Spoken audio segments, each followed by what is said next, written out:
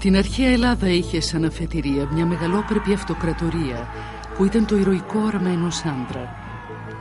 Μέσα σε 13 χρόνια κατέκτησε το μεγαλύτερο μέρος του δυτικού κόσμου και προχώρησε στην κατάκτηση περιοχών που δεν υπήρχαν καν σε χάρτη. Κατατρόπωσε τις μεγαλύτερες δυνάμεις στη γη και λατρεύτηκε σαν βασιλιάς, σαν αυτοκράτορας, ακόμα και σαν θεός. Ο πρώτος πραγματικός κατακτητής, ο Μέγας Αλέξανδρος, χάραξε το δρόμο προς τη δόξα.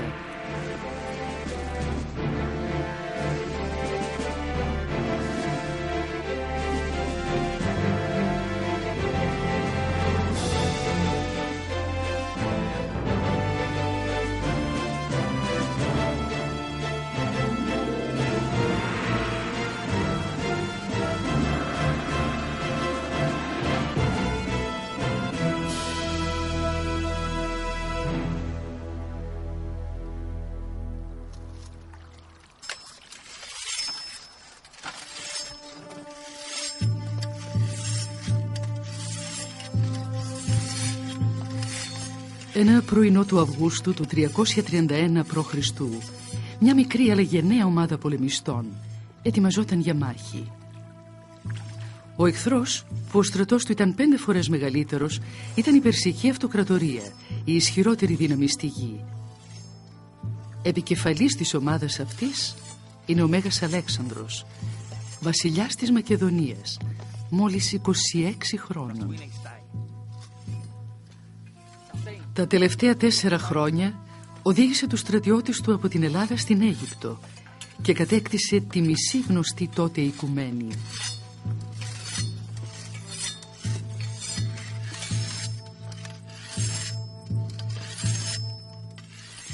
Σήμερα όμως οι άνδρες του είναι ανήσυχοι. Είναι πολύ κουρασμένοι και νοσταλγούν την πατρίδα, γιατί μετά από μια εκστρατεία 34.000 χιλιόμετρων αντιμετωπίζουν υπερβολικά αντίξωες συνθήκες. Όμως ο Αλέξανδρος εξακολουθεί να πιστεύει ότι αυτή θα είναι η καλύτερη στιγμή τους. Τους φωνάζει ότι είναι Μακεδόνες που έχουν προστάτη τους το Δία. Ο Αλέξανδρος γεννήθηκε κατακτητής. Είναι γιος ενός πολεμιστή βασιλιά και διάδοχος σε ένα πανίσχυρο θρόνο.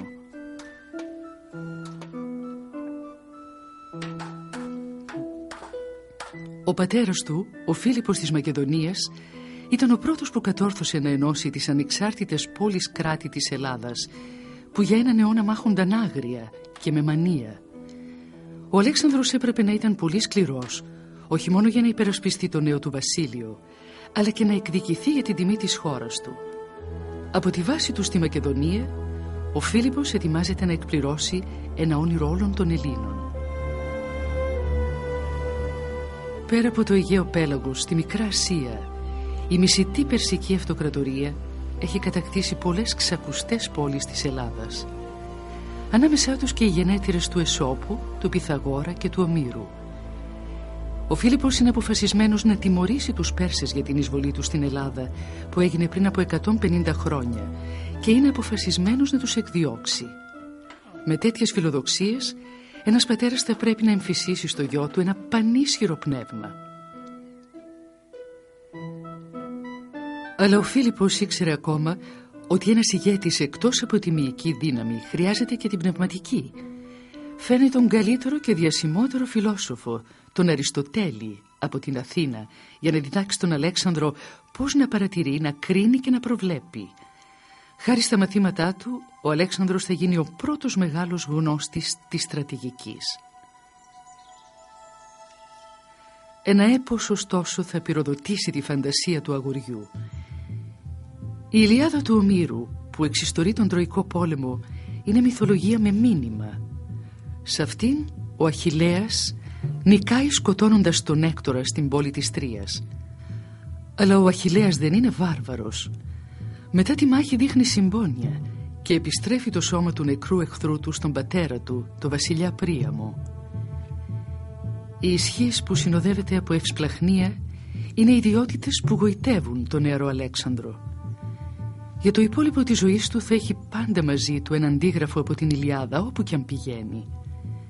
Και ο γενναίος, ατρόμητος και υπόδειγμα αρετής Αχιλλέας θα είναι το πρότυπο και ο ήρωάς του.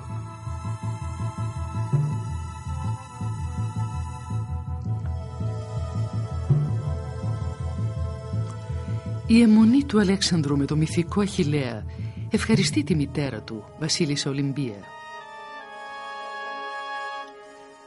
Φανατικά θρησκευόμενη, πιστεύει ότι ο Ζεύς, ο ύπατος των θεών και φημισμένος γυναικάς, την αποπλάνησε. Η σεξουαλική επαφή μεταξύ θεών και ανθρώπων δεν ήταν ασυνήθιστη στην ελληνική μυθολογία. Αυτή τη φορά οι φήμες έλεγαν ότι το αποτέλεσμα δεν ήταν άλλο από τη γέννηση του Αλέξανδρου.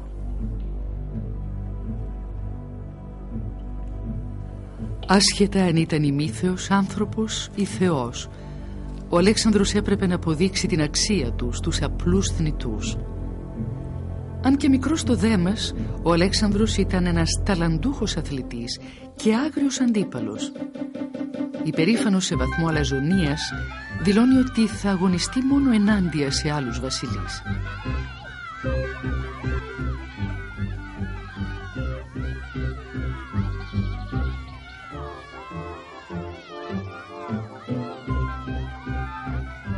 Είναι εγωιτευτικός και χαρισματικός και προσελκύει φίλους που θα του μείνουν αφοσιωμένοι σε όλη του τη ζωή.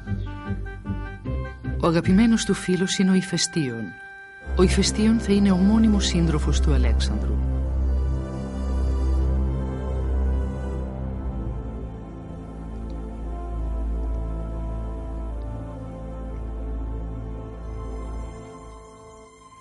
Υπάρχει κι άλλη μια σχέση από την παιδική του ηλικία που θα έχει διάρκεια.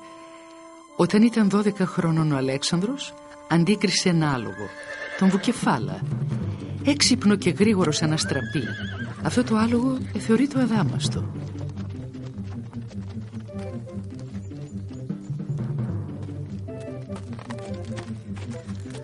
Αποφασισμένος να το ημερώσει, ο Αλέξανδρος παρατήρησε κάτι που είχε ξεφύγει από όλους τους άλλους.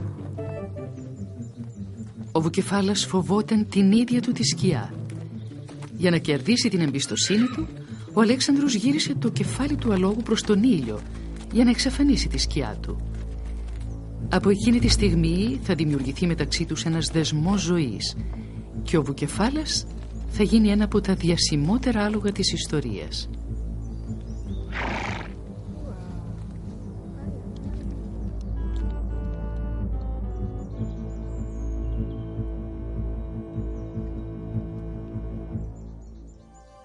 Ευχαριστημένος με την ευφυΐα του γιού του, ο Φίλιππος παρατηρεί ότι η Μακεδονία δεν θα περιμένει για πολύ το βασιλόπουλο. Σε ηλικία 20 ετών, ο Αλέξανδρος είχε ήδη πάει με τον πατέρα του σε αρκετές εκστρατείες για να ενισχύσει τη μακεδονική ηγεμονία στην υπόλοιπη Ελλάδα. Στη διάρκεια αυτών έμαθε να διοικεί τους άντρες και να κερδίζει το σεβασμό τους.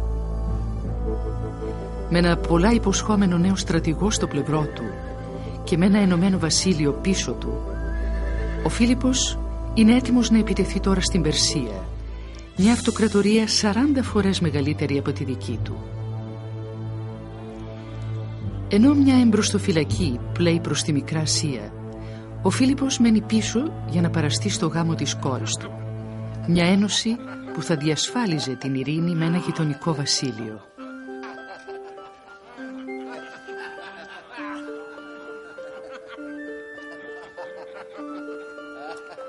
Αλλά ο κίνδυνος παραμονεύει. Καθοδόν προς την τελετή, ο Φίλιππος παρατηρεί ένα παλιό του γνώριμο, ένα πρώην σωματοφύλακά του, που χαιρετάει το βασιλιά μπήγοντας ένα ξύφος στα πλευρά του.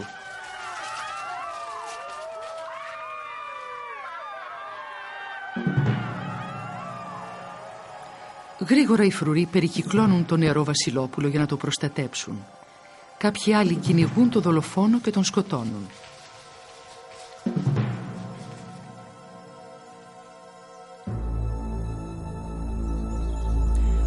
Ποιος όμως κρυβόταν πίσω από το φόνο? Ο Φίλιππος είχε παντρευτεί μια νέα βασίλισσα και πολλοί υποπτεύονταν ότι η ενδιαστάση γυναίκα του, η Ολυμπία, ζητούσε εκδίκηση. Η αλήθεια όμως θα θαυτεί μαζί με το βασιλιά. Μέσα στο χάος των εβδομάδων που ακολούθησαν, ο Αλέξανδρος κινείται γρήγορα και αποφασιστικά για να εξασφαλίσει τη διαδοχή του. Ακολουθώντας τα έθιμα της εποχής, ξεκαθαρίζει την αυλή από τους εχθρούς και τους φετεριστές του θρόνου, συμπεριλαμβανομένου και ενός ετεροθαλούς αδελφού του που ήταν βρέφος, επιβεβαιώνοντας έτσι ποιος ήταν ο νόμιμος διάδοχος. Αλλά ο βασιλιάς θα πρέπει να πολεμήσει για να κρατήσει το θρόνο του. Για να εξασφαλιστεί, θα χυθεί ένας ωκεανός από αίμα.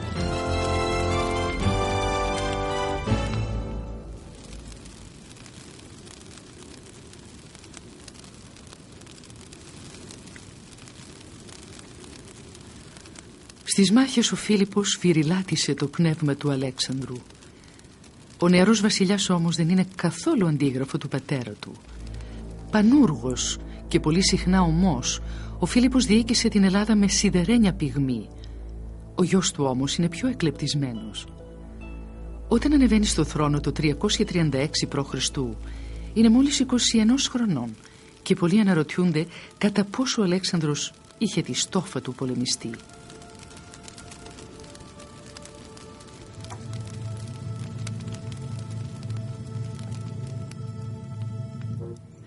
Μια ψευδής φήμη διατρέχει όλη την Ελλάδα ότι έχει σκοτωθεί και πυροδοτεί εξέγερση ενάντια στο νέο Μακεδόνα ηγεμόνα. Σαν προειδοποίηση και για τους υπόλοιπους Έλληνες, ο Αλέξανδρος προελάβει εναντίον των Θηβών, την εστία της εξέγερσης. Εκεί χτυπάει ανελαίητα. Ο στρατός του καταστρέφει την πόλη, σφαγιάζει 6.000 ανθρώπους και πουλάει άλλους 30.000 σαν σκλάβους.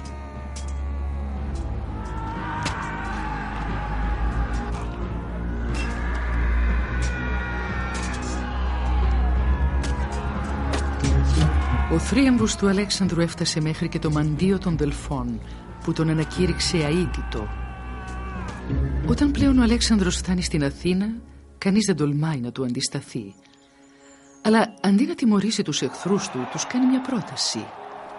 Αν όλη η Ελλάδα ενωθεί και τον προμηθεύει με στρατιώτες, πλοία και πολεμοφόδια, θα εκπληρώσει το όνειρό τους και θα εξαπολύσει πόλεμο για την απελευθέρωση των ελληνικών πόλεων στη Μικρά Ασία, που ήταν υπό την κυριαρχία των Περσών.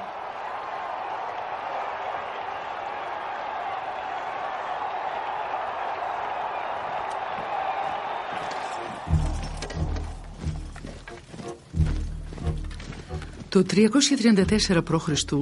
με ένα στρατό 45.000 και με τον παιδικό του φίλο τον Ηφαιστίωνα στο πλευρό του, ο Αλέξανδρος ξεκινάει μια ιστορική εκστρατεία για την κατάκτηση μιας υπήρου.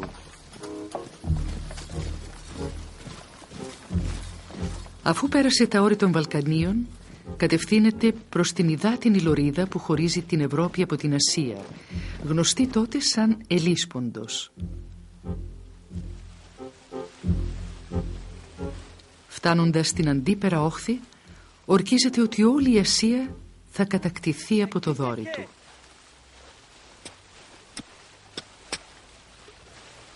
Μεθοκοντάρι! Δεν θα επιστρέψει ποτέ ξανά στην πατρίδα του. Για να εξασφαλίσει την επιτυχία της ηρωικής του αναζήτησης, ο Αλέξανδρος κάνει ένα προσκύνημα στα γειτονικά ερείπια της πόλης της Τρίας και στον τάφο του Αχιλλέα.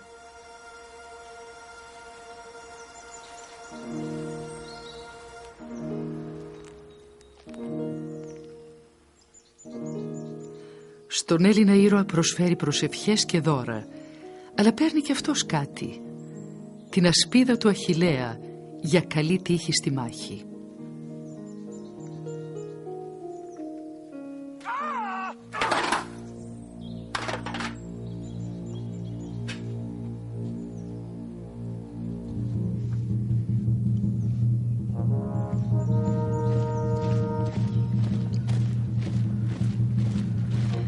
Η πρώτη ευκαιρία για να επιτεθεί του δόθηκε αναπάντεχα σύντομα.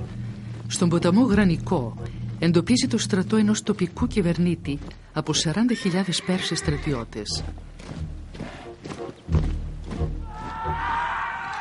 Αντί να περιμένει την επόμενη μέρα όπως του πρότειναν οι στρατηγοί του, ο Αλέξανδρος αποφασίζει αμέσως να κάνει μετοπική επίθεση, διασχίζοντας τον ποταμό.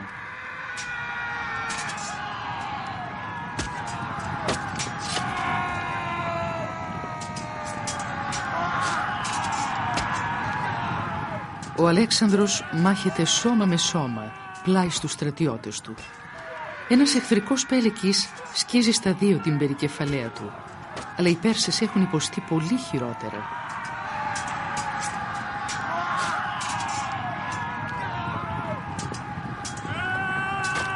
Σαστισμένοι και απροετοίμαστοι από την ευνηδιαστική επίθεση, χάνουν το 1/3 των στρατιωτών πριν υποχωρήσουν από το πεδίο της μάχης. Μέσα στις επόμενες εβδομάδες, ο Αλέξανδρος προελάβει σχεδόν 1600 χιλιόμετρα μέσα στη Μικρά Ασία, απελευθερώνοντας τους Έλληνες. Η μία πόλη μετά την άλλη ανοίγουν διάπλατα τις πύλες τους. Με την Ελλάδα ενωμένη για μια ακόμα φορά, το μεγαλύτερο όνειρο του πατέρα του έχει γίνει πραγματικότητα.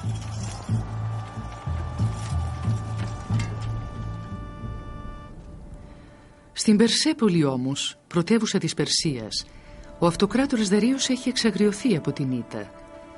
Τώρα θα πρέπει ο ίδιος να σταματήσει το θρασίτατο βασιλιά. Ανυπομονεί να κατατροπώσει τον Αλέξανδρο και συγκεντρώνει ένα στρατό που υπερβαίνει τις 100.000 και προσκαλεί τη σύζυγο, τα παιδιά του και τη μητέρα του να έρθουν μαζί του και να γιορτάσουν τη νίκη του. Ο Αλέξανδρος συνεχίζει την προέλασή του στη Μικρά Ασία, αψηφώντας τις διπλάσιες δυνάμεις του εχθρού του. Οι δύο στρατοί συναντώνται στην Ισό και εκεί ο Αλέξανδρος σχεδιάζει τη στρατηγική του.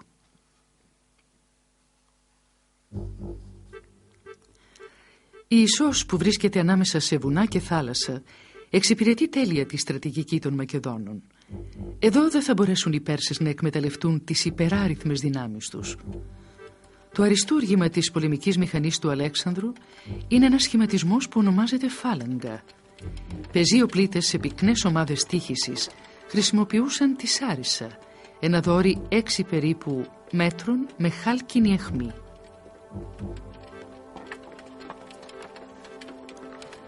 Καθώς η κάθε σειρά χαμήλωνε ανάλογα τις σάρισές της, δημιουργεί το ολόκληρο τείχος.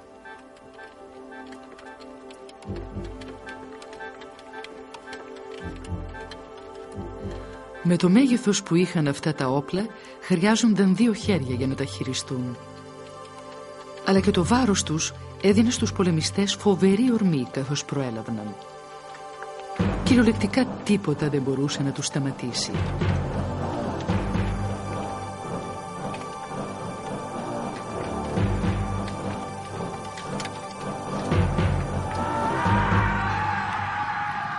Σε αντίθεση με τη σάρισα, το δόρυ των Περσών ήταν μόλις 1,5 μέτρο.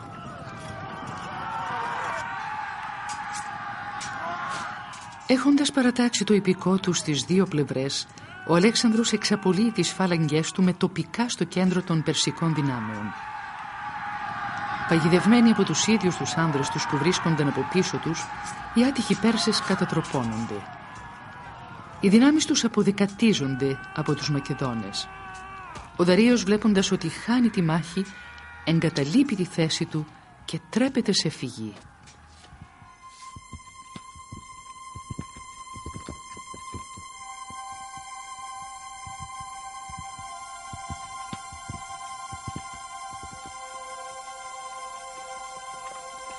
Ο Αλέξανδρος τον κυνηγάει, αλλά ο Δαρείος ξεφεύγει. Αν και φημίζεται για τη δικαιοσύνη και τη σοφία του, ο Αλέξανδρος ωστόσο μισεί τους δειλούς. Ορκίζεται να πιάσει το φυγά.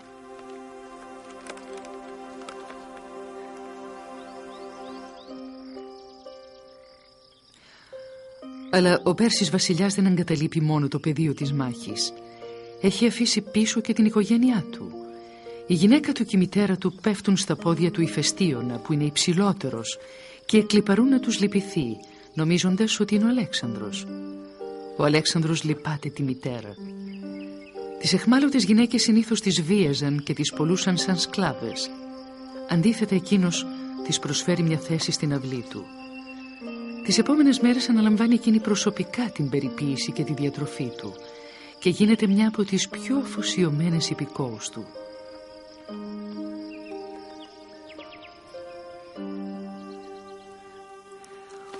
Ο Αλέξανδρος πιστεύει ότι ένας ηγέτης πρέπει να είναι ένα με τους άντρες του και να μοιράζεται μαζί τους και τις κακουχίες αλλά και τα λάφυρα του πολέμου. Με τη γενναιότητα που επιδεικνύει στις μάχες κερδίζει το σεβασμό τους, αλλά με τη γενναιοδωρία και τη συμπόνια του κερδίζει και την αφοσίωσή τους. Θα τον ακολουθήσουν στα πέρατα της γης και αυτός σύντομα θα τους οδηγήσει εκεί.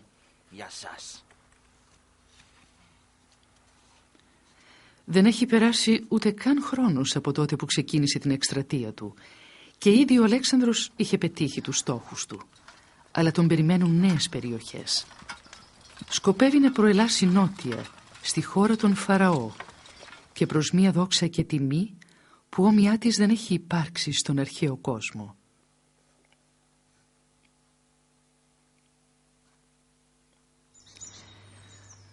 Σε ηλικία 23 ετών ο Αλέξανδρος, ο βασιλιάς της Μακεδονίας, έχει εκδιώξει τους Πέρσες από όλη τη Μεσόγειο.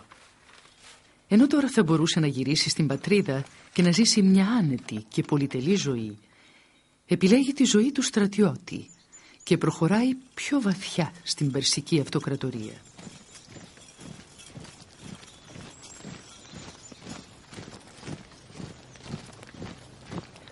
Μετά τη μάχη της Ισσού, ο Αλέξανδρος προχώρησε 800 χιλιόμετρα κατά μήκος της ακτής μέσα από την Παλαιστίνη και την έρημο. Και τώρα είναι έτοιμος να κατακτήσει και την Αίγυπτο. Διαπλέοντας τον Νείλο, συναντά έναν πολιτισμό που υπάρχει εδώ και 2.000 χρόνια. Όπου και αν πηγαίνει, οι Αιγύπτιοι τον υποδέχονται σαν τον μεγάλο απελευθερωτή. Συνδεδεμένες πολλά χρόνια κάτω από την Περσική τυραννία, επιτέλους η Ελλάδα και η Αίγυπτος ενώνονται κάτω από ένα μοναδικό ηγεμόνα.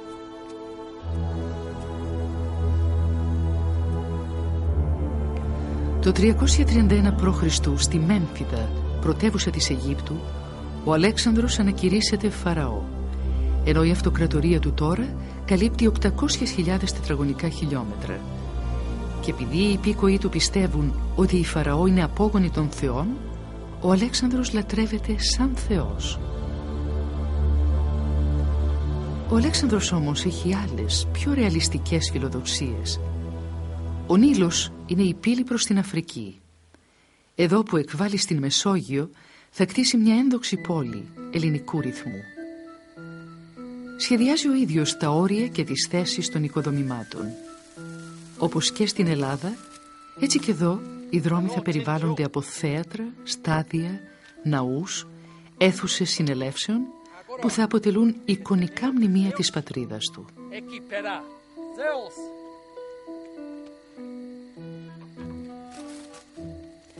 Και όταν αφήνει την κοιμωλία, ασχολείται με το κριθάρι.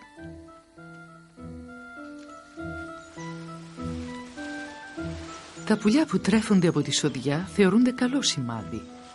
Η πόλη θα ευημερήσει και θα αποτελέσει καταφύγιο για τους ξένους. Την ονομάζει Αλεξάνδρεια. Σε λίγα χρόνια θα ονομάσει και άλλες πόλεις με το ίδιο όνομα σε όλη τη Μέση Ανατολή. Η κάθε μια από αυτές θα είναι μικρογραφία της Ελλάδας που μεταφυτεύτηκε σε ξένο έδαφος. Αλλά αυτή η Αλεξάνδρεια θα είναι η πιο ένδοξη και με τη μεγαλύτερη διάρκεια. Καθώς προχωρούν τα έργα, ο Αλέξανδρος αφήνει πίσω του τους αρχιτέκτονες και τους μηχανικούς και ξεκινάει ένα ασυνήθιστο προσωπικό προσκύνημα. Προχωρώντας δυτικά κάτω από τον καυτό Αιγυπτιακό ήλιο, κάνει ένα επίπονο ταξίδι 480 χιλιόμετρων σε μια από τις πιο εχθρικές ερήμους του κόσμου. Ένα ταξίδι που μοιάζει με αυτοκτονία. Μυστικά είχε αποφασίσει να εισβάλει στην Περσία, αλλά πριν βάλει το στρατό του σε νέες κακουχίες, ζητάει τη συμβουλή των θεών.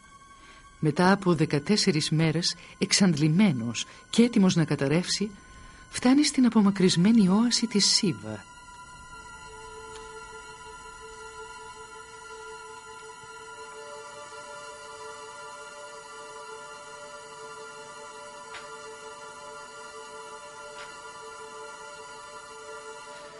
Σύμφωνα με το θρύλο, στο ναό του Άμμονα, ο Θεός αποκάλυψε στον Αλέξανδρο κάτι που ο ίδιος δεν φανέρωσε ποτέ.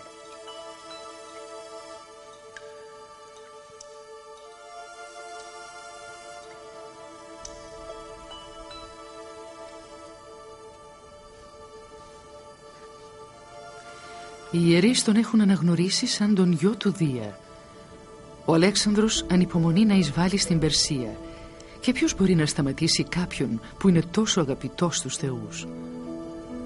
Το ανάκτορό του στην Περσία έχει αδειάσει από την οικογένεια και τους φίλους του και ο φυγάς Δαρείος ελπίζει σε μια πολιτική λύση. Του ζητάει να απελευθερώσει την οικογένειά του με μια συμφωνία ειρήνης και σε αντάλλαγμα να του δώσει χρυσάφι, το χέρι της κόρης του και όλη την περιοχή δυτικά του ποταμού Εφράτη.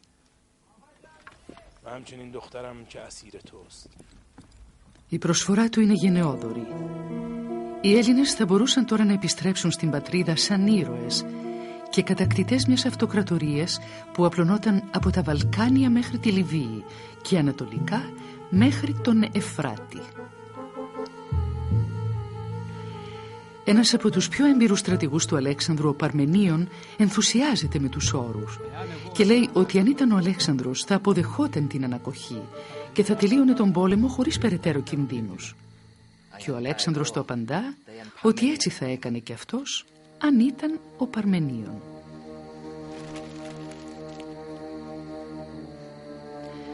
Πολλοί από τους άντρες του άρχισαν να αναρωτιούνται μήπως ο ηγέτης τους το παράκανε. Διακινδύνευε ό,τι είχαν κερδίσει μέχρι τότε, χάρη της Περσικής Αυτοκρατορίας. Όταν θα βρεθούν αντιμέτωπες οι δύο στρατιές στη μάχη, θα εμπλακούν περίπου 400.000 στρατιώτες. Αλλά η μάχη θα κριθεί από την τόλμη ενός και μόνο ανδρός.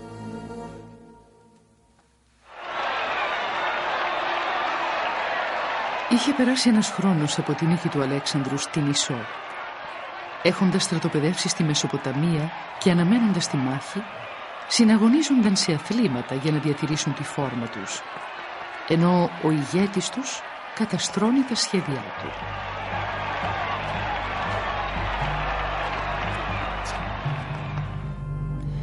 Ο Αλέξανδρος είχε απορρίψει την προσφορά λύτρων του Δαρείου, οδηγώντας έτσι τις δύο εχθρικές παρατάξεις σε μια αναπόφευκτη σύγκρουση. Ο Πέρσης βασιλιάς δεν είχε άλλη επιλογή παρά να προετοιμαστεί για μια σύγκρουση αποφασιστικής σημασίας. Επιστρατεύοντας στρατιώτες ακόμα και από τις Ινδίες και το Αφγανιστάν, συγκεντρώνει ένα τεράστιο στρατό 300.000 ανδρών.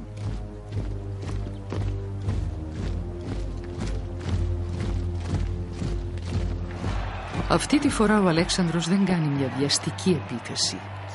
Περιμένει τους άντρες του να προετοιμαστούν και τους Πέρσες να κάνουν την πρώτη κίνηση.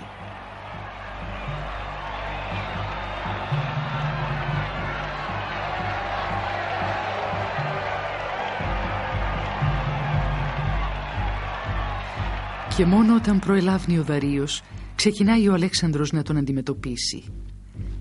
Οι δύο στρατοί αντιπαρατάσσονται στα Γαυγάμιλα. Ο Δαρείος θυμάται το μάθημα που πήρε στην Ισό και είναι αποφασισμένος να μην αφήσει τον Αλέξανδρο να αποδεκατήσει τον υπεράριθμο στρατό του πολεμώντας σε ανισόπεδο έδαφος. Υπολογίζει να πολεμήσει σε μια μεγάλη πεδιάδα κοντά στον ποταμό Τίγρη, χρησιμοποιώντας το νέο του όπλο, άρματα με αιχμηρές λόγχες στους τροχούς τους που θα αποδεκάτιζαν τις μακεδονικές φάλαγγες. Οι ανιχνευτές που έστειλε ο Αλέξανδρος αντίκρισαν ένα άλλο φοβερό θέαμα. 100.000 φωτιές στο στρατόπεδο που έφεγγαν σαν να υπήρχε εκεί ολόκληρη πόλη. Κάποιοι προσπαθούν να πείσουν τον Αλέξανδρο να επιτεθεί τη νύχτα για να ευνηδιάσει τον εχθρό. Αλλά εκείνος απαντά ότι δεν είναι έντιμο να κλέψει μια νίκη.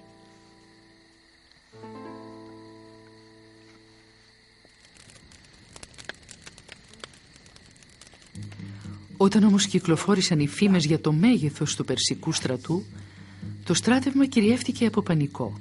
Ήταν 5-1. Γκρίνιαζαν ότι η αλαζονία του Αλέξανδρου τους είχε φέρει τόσο μακριά από την πατρίδα. Μετά από 3 χρόνια και 3.400 χιλιόμετρα τους είχε φέρει σε μια απομακρυσμένη χώρα όπου τους περίμενε σίγουρη σφαγή.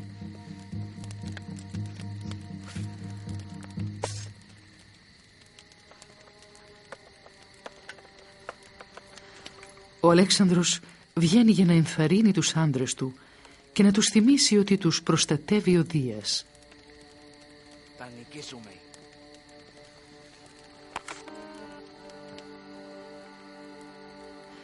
Μετά επανεξετάζει το σχέδιο της μάχης με τους στρατηγούς του. Θα αντιμετωπίσουν το Δαρείο με μια μαζική επίθεση, χρησιμοποιώντας κλασικές μακεδονικές τακτικές. Το πρωί, και ενώ οι άντρες ετοιμάζονται για τη μάχη, οι περισσότεροι από αυτούς πιστεύουν ότι αυτή είναι και η τελευταία μέρα της ζωής τους.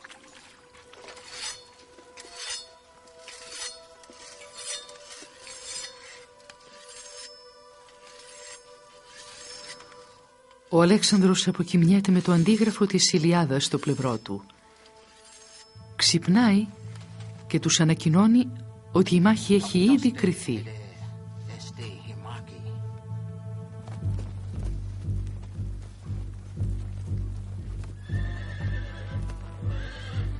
Στις 20 Σεπτεμβρίου του 331 π.Χ.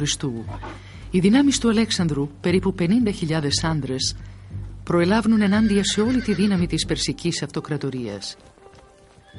Καθώς πλησιάζουν, ο Αλέξανδρος τοποθετεί τις δυνάμεις του διαγώνια στο πεδίο της μάχης.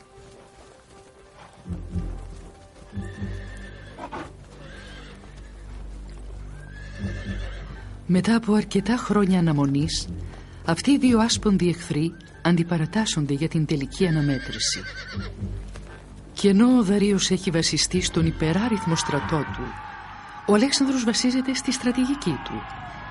Διατάζει τη δεξιά του πτέρυγα να προελάσει, απομακρύνοντας έτσι τη μάχη από το κέντρο.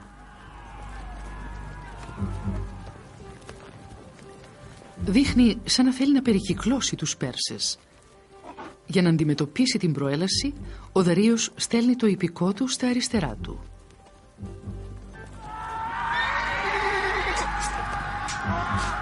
Τότε ο Δαρείος εξαπολύει τα άρματά του ενάντια στις μακεδονικές φάλαγγες που βρίσκονται στο κέντρο.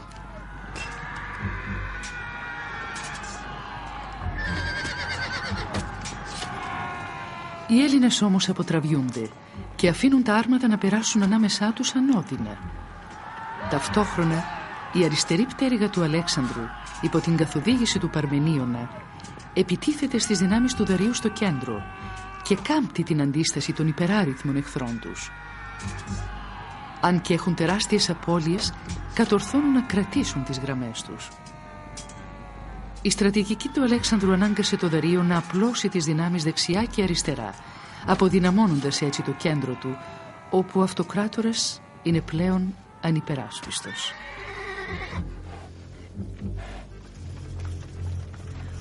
Ο Αλέξανδρος δίνει τότε το σήμα και οι στρατιώτες του γυρνάνε και επιτίθενται κατά μέτωπο.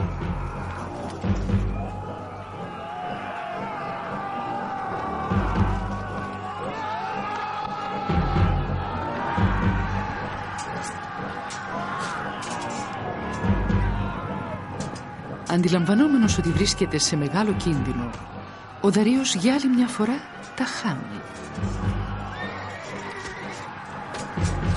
Κάνει μεταβολή και τρέπεται σε φυγή. Αυτή τη φορά ο Αλέξανδρος δεν θα αφήσει το δειλό να του ξεφύγει. Αλλά ενώ κοντεύει να φτάσει το Δαρείο, ο Αλέξανδρος ακούει τον Παρμενίωνα να καλεί σε βοήθεια γιατί τον έχουν περικυκλώσει. Η σύλληψη του Δαρείου αναβάλλεται για άλλη μια φορά. Εγκαταλειμμένοι από το βασιλιά τους, οι Πέρσες δεν έχουν λόγο να συνεχίσουν τη μάχη. Η νίκη ανήκει πλέον στον Αλέξανδρο. Η μάχη στα Γαυγάμιλα είναι από τις σημαντικότερες συμπλοκές στην πολεμική ιστορία. Ο Αλέξανδρος υπολόγισε ότι παρότι οι πιθανότητες ήταν υπέρ των Περσών, η μάχη θα κρινόταν από την τόλμη του Δαρείου.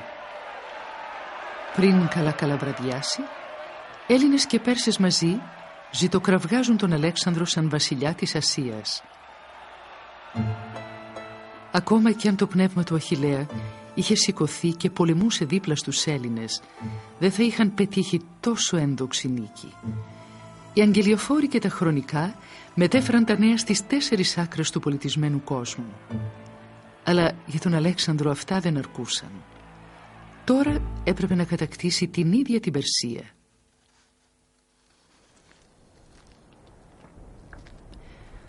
Σε ηλικία 25 ετών, ο Αλέξανδρος είχε νικήσει τη μεγαλύτερη και ισχυρότερη αυτοκρατορία της εποχής του. Είχε πάρει εκδίκηση για μια τυραννία 100 ετών και είχε ανακηρυχτεί βασιλιάς της Μακεδονίας, της Ελλάδας, της Παλαιστίνης, της Αιγύπτου και της Ασίας. Μερικές εβδομάδες μετά τα Γαυγάμιλα, ο Αλέξανδρος προελάβνει στη Βαβυλώνα και μετά στα βάθη της Περσίας, προς την Περσέπολη. Επιτέλους βρίσκεται στην καρδιά της αυτοκρατορίας που περισσότερο από 1 αιώνα είχε τη Μεσόγειο κάτω από τα δεσμά της.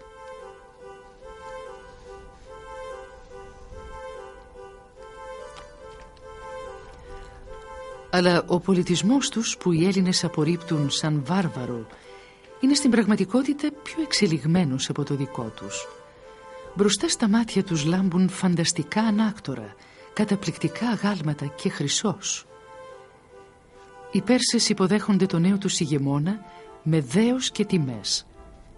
Η μια πόλη μετά την άλλη του προσφέρουν τα πλούτη τους, ενώ το κάθε θησαυροφυλάκιο περιέχει περισσότερο χρυσάφι από ότι όλη η Ελλάδα μαζί. Μόνο στην Περσέπολη ο Αλέξανδρος μετράει 120.000 τάλαντα χρυσού, με σημερινές τιμές περίπου 60 δισεκατομμύρια δολάρια. Δίνει τα περισσότερα από αυτά στους στρατηγούς του και στους στρατιώτες που προέλασαν μαζί του από τη Μακεδονία.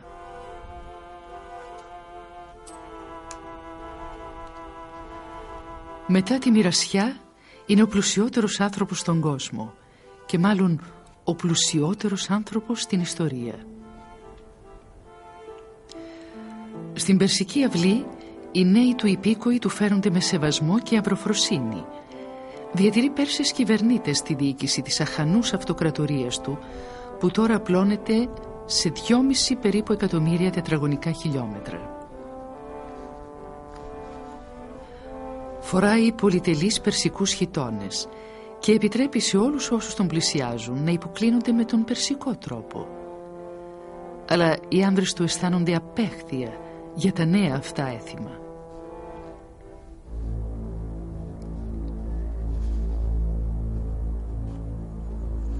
Μετά από 4 χρόνια εκστρατείας, οι στρατιώτες του ανυπομονούν να γυρίσουν στην πατρίδα. Είναι πολύ πλούσιοι και στην Ελλάδα θα τους υποδεχτούν σαν ήρωες. Ο Αλέξανδρος όμως έχει ακόμα εκκρεμότητες. Η περσική αυτοκρατορία του απλώνεται τόσο προς την Ανατολή όσο και προς τη Δύση. Θέλει να αποκτήσει και τα υπόλοιπα που δικαιωματικά του ανήκουν. Την παραμονή της εκστρατείας του, ο Αλέξανδρος εξαπολύει την τελική του εκδίκηση στους Πέρσες που απομιζούσαν και βασάνιζαν την Αθήνα εδώ και 1,5 αιώνα.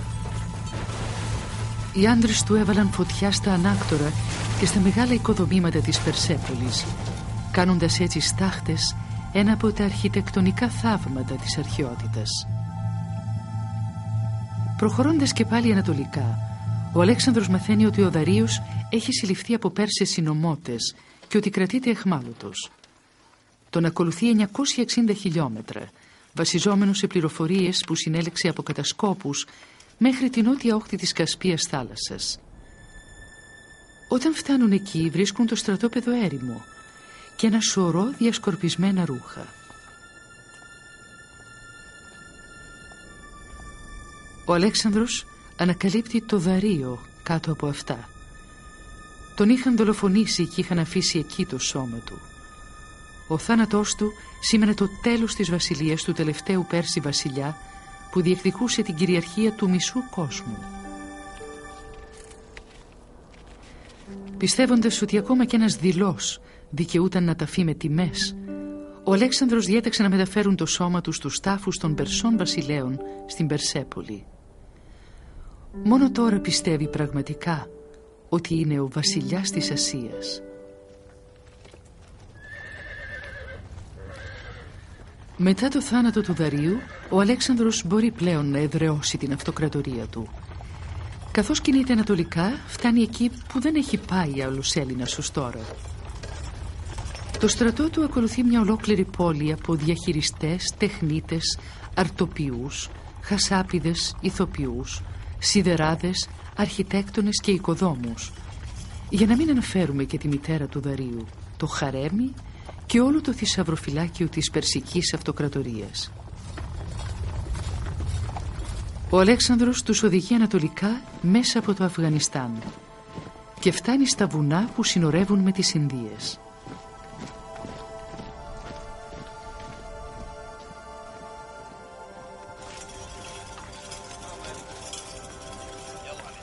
Όπου δεν υπάρχουν περάσματα, η κινητή πόλη του σκαρφαλώνει απότομες πλαγιές και περνάει από επικίνδυνα φαράγγια. Εκατοντάδες πεθαίνουν σε ατυχήματα ή από επιθέσεις ανταρτών. Ο ανταρτοπόλεμος είναι άγνωστος στους Έλληνες, αλλά μία μετά την άλλη οι φυλές υποτάσσονται από την εκπληκτική ικανότητα του Αλέξανδρου να προσαρμόζει την τακτική του ανάλογα με τις νέες συνθήκες. Σε μια ευνηδιαστική κίνηση επιλέγει μια νύφη. Παντρεύεται τη Ροξάνη, την όμορφη κόρη ενός ντόπιου ηγέτη.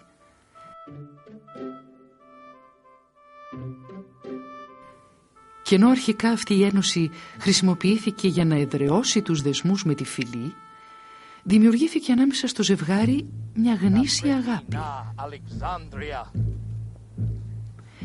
Η κατάκτηση του Μεγάλου Αλεξάνδρου προχωράει πολύ πέρα από την απλή υποταγή. Έχει στόχο να κάνει την Ανατολή απικία του. Χρησιμοποιώντας τα αμύθιτα πλούτη του θησαυροφυλακίου του, χτίζει 10 πόλεις στην Περσία, στο Αφγανιστάν, στο Τουρκεστάν και στις Ινδίες. Στην κάθε μια από αυτές αφήνει αντιπροσωπευτικά δείγματα του περιβάλλοντός του, φυτεύοντας σπόρους του ελληνικού πολιτισμού σε απόσταση χιλιάδων χιλιόμετρων από το Αιγαίο πέλαγος. Ένα πρόβλημα μονοσκιάζει την εκστρατεία. Στα βουνά οι ληστές κάνουν επιδρομή στους βασιλικούς στάβλους και κλέβουν πολλά άλογα. Μέσα σε αυτά είναι και ο Βουκεφάλας, το αγαπημένο άτι του Αλέξανδρου. Αλόφρον από την απώλεια, ο Αλέξανδρος απειλεί να καταστρέψει ολόκληρη την περιοχή αν δεν του επιστραφεί το άλογο. Το μήνυμα κυκλοφορεί σε όλη τη χώρα και σύντομα οι κλέφτες εμφανίζονται με το άλογο. Ο Αλέξανδρος νιώθει τέτοια ευτυχία αντικρίζοντας το Βουκεφάλα που αντί να τιμωρήσει τους κλέφτες, τους ανταμείβει.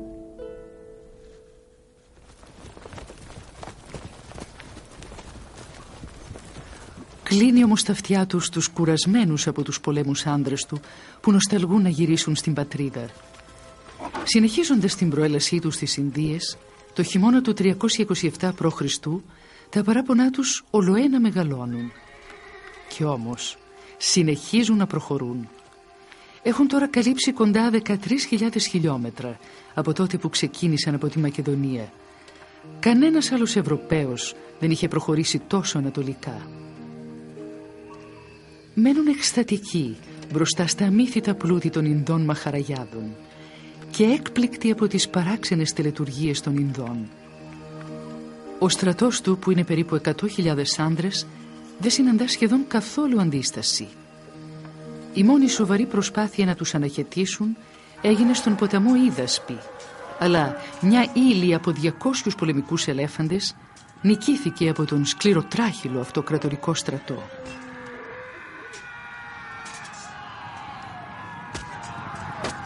Παρά τις βαριές απώλειες, ο Αλέξανδρος συνεχίζει με τους άντρες του. Στόχος του ήταν να φτάσει στη θάλασσα ενός μυθικού κόσμου στα ανατολικά. Χωρίς χάρτες για να τους καθοδηγούν, οι Μακεδόνες είναι σαν τυφλοί μπροστά στην αχανή έκταση που τους περιμένει. Πίσω από τη ζούγκλα τους περιμένει το άγνωστο. Οι συνεχείς βροχές των μουσώνων είναι το τελευταίο πλήγμα. Αρνούνται να προχωρήσουν κι άλλο. Όταν μετά από 3 μέρες ο Αλέξανδρος απρόθυμα συμφωνεί να τους οδηγήσει πίσω στην πατρίδα, τον ζητοκραυγάζουν. Ο Αλέξανδρος δεν επέτρεψε σε κανένα να τον νικήσει εκτός από εμάς. Στο ταξίδι της επιστροφής, προχωρούν κατά μήκος του Ινδού ποταμού και χωρίζονται σε δύο ομάδες. Η πρώτη διαπλέει τον Ινδικό ωκεανό και μπαίνει στον Περσικό κόλπο. Η άλλη ομάδα ακολουθεί μια επικίνδυνη διαδρομή μέσα από την έρημο.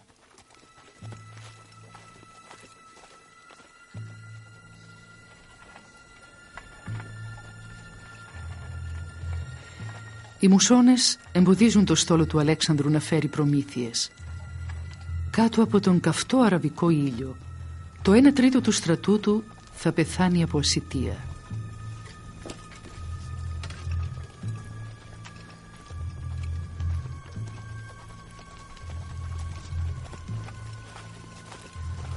Ο βασιλιάς περνά τις ίδιες κακουχίες με τους άντρες του και μοιράζεται μαζί τους τις προμήθειες.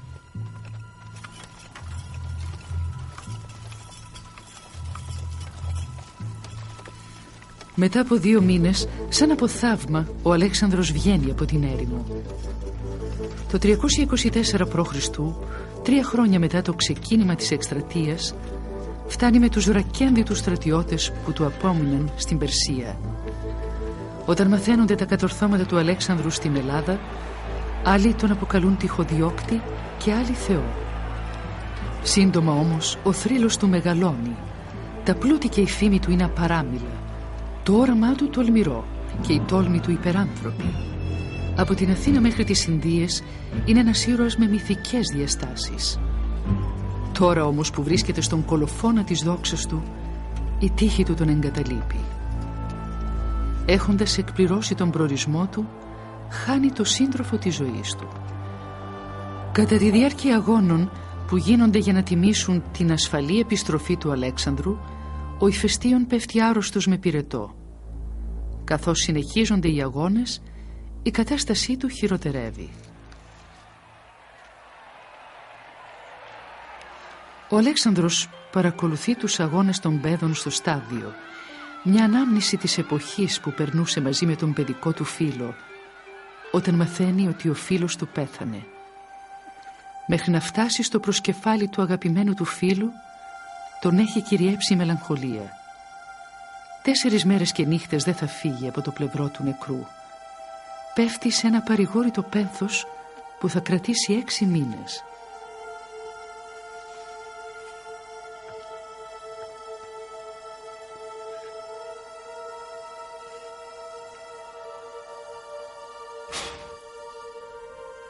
Πού είναι άραγε τώρα το πνεύμα του Αχιλλέα? Ο θάνατος του φίλου του τον κάνει να σκέφτεται πώς θα ήθελε να είναι οι τελευταίες ώρες του. Μετά από αρκετούς μήνες, στους οποίους εδραίωνε την αυτοκρατορία του και αναδιοργάνωνε το στρατό του, ο Αλέξανδρος ξεκινάει τα σχέδιά του για μια νέα εισβολή. Αυτή τη φορά θα επεκτείνει την αυτοκρατορία του προς δυσμάς, εισβάλλοντας την Αραβία, τη Βόρειο Αφρική, τη Σικελία και την Ιταλία. Αλλά πριν μπορέσει να ξεκινήσει τη νέα του κατάκτηση, η καταστροφή χτυπά την άφθαρτο αχίλλιο πτέρνα του Αλέξανδρου. Ο άνθρωπος που επέζησε από αναρρύθμιτα τραύματα μάχης που απείλησαν να του πάρουν τη ζωή, πλήττεται από μια συνηθισμένη ασθένεια, την ελονοσία. Μέρες ολόκληρες ανάμεσα σε φοβερούς πόνους και υψηλό πυρετό, ο Αλέξανδρος συναντάται με τους στρατηγούς του και συζητάει τα σχέδια της εισβολής στην Αραβία. Καθώς όμως πλησιάζει το τέλος, οι άντρες του ξεσπούν σε κλάματα. Αποχαιρετώντας τον οι αξιωματικοί του τον ρωτάνε σε ποιον δίνεις την αυτοκρατορία. Και η ενιγματική απάντηση του Αλέξανδρου ήταν στον ισχυρότερο. Ποιος όμως από αυτούς πλησίαζε την ευφυΐα και την τόλμη του ή μπορούσε να εμπνεύσει μια τέτοια αφοσίωση? Όταν η μητέρα του Δαρίου είδε τη ζωή να φεύγει από τον άρχοντά της, γύρισε το κεφάλι της στον τοίχο και σταμάτησε να τρώει μέχρι που πέθανε.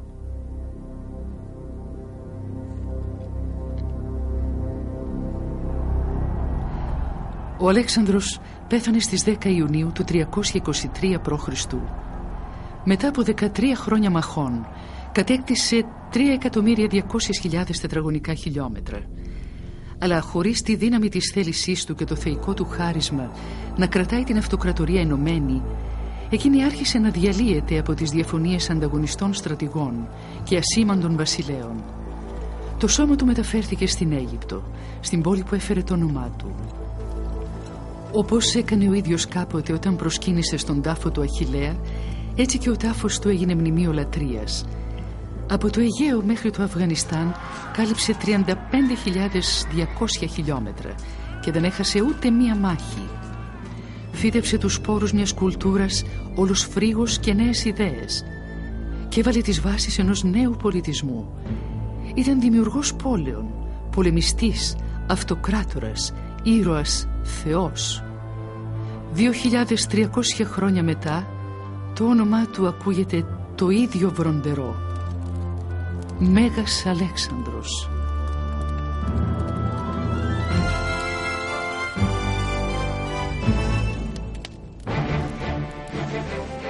Αφήγηση Βέρα Στρατάκου.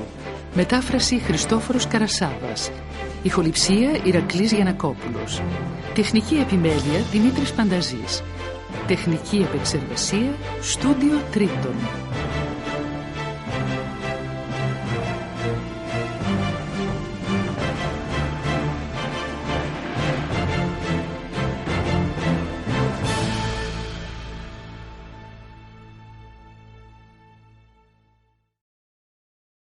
Διανομή παραγωγή Αλφα Μίδια.